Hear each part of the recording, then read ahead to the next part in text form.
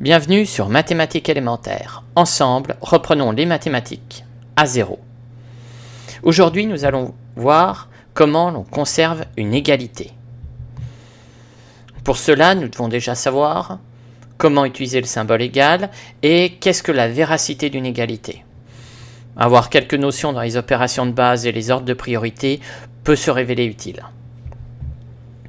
Peut-on manipuler une égalité sans lui faire perdre ses propriétés ? C'est ce que nous allons voir aujourd'hui. Un petit rappel, l'égalité est une expression mathématique affirmant que les deux membres séparés par le signe égal ont la même valeur. 4a plus 8 égale 5a, 12 plus 8 égale 20, 12 fois 2 égale 24. Ce sont des égalités. Et cette proposition logique affirme que ce qu'il y a à gauche est équivalent à ce qu'il y a à droite, ce qui peut être vrai ou faux. Lorsque l'on étudie la véracité d'une égalité, on ne traite pas chacun de ses membres séparément. On les traite ensemble, comme une phrase. Si je dis « aujourd'hui il pleut », je ne vais pas traiter « aujourd'hui il » et « pleut » séparément. Je traite l'intégralité de la phrase ensemble. Et bien là, c'est la même chose. On traite l'intégralité de l'égalité comme une phrase, comme un ensemble.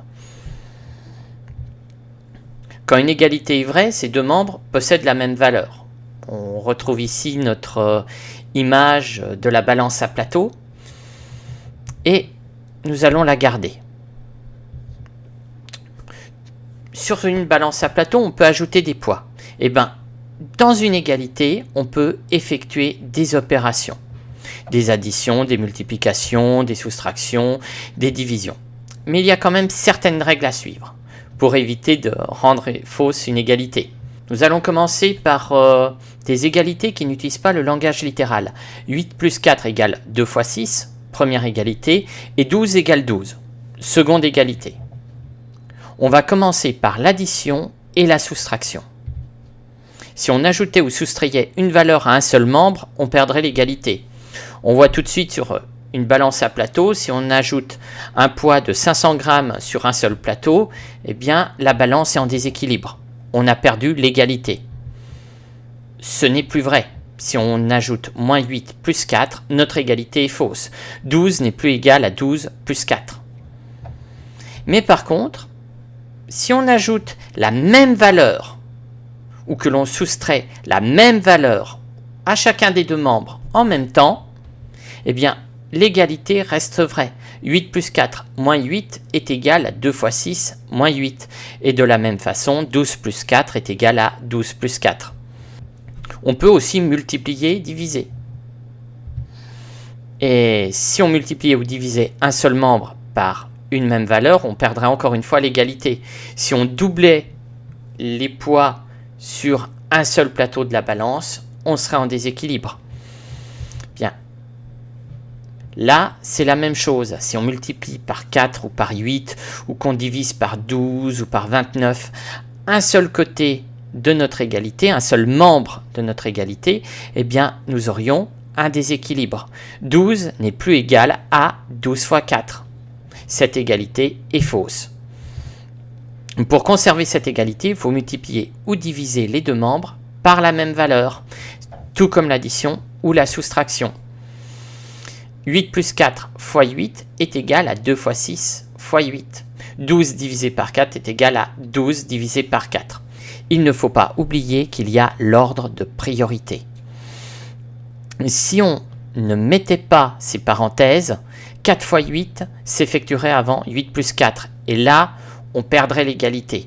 On traite vraiment l'ensemble du membre qui est multiplié. Ce n'est pas uniquement un morceau. Et pour bien indiquer que l'ensemble est manipulé, on met des parenthèses.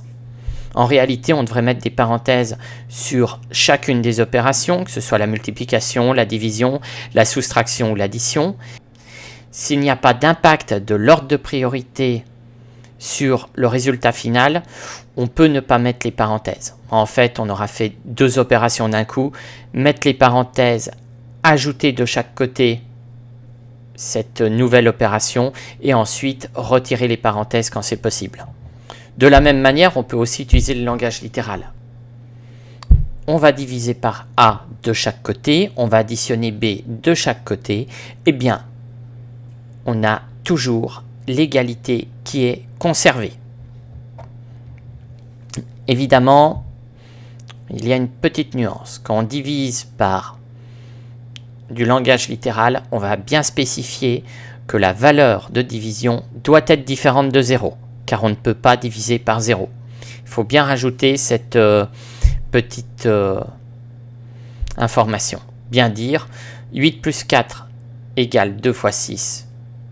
Si on divise chacun des deux membres par A, l'égalité reste vraie si A n'est pas égal à 0. Ces manipulations peuvent se généraliser à l'intégralité de toutes les opérations. On peut aussi élever à une puissance, utiliser une racine carrée, mais il faut bien faire attention. Il faut garder les parenthèses quand cela est nécessaire.